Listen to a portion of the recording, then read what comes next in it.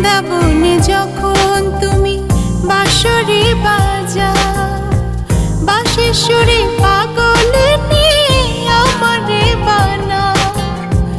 তোমার ডাকের সাড়া দিতে পদে পদে বাধা। তুমি বন্ধু কৃষ্ণ হলে আমি হব রাধা। তোমার আমার প্রেম প্রীতি একই সুতায় বাঁধা। তুমি বন্ধু কৃষ্ণ হলে আমি হব রাধা।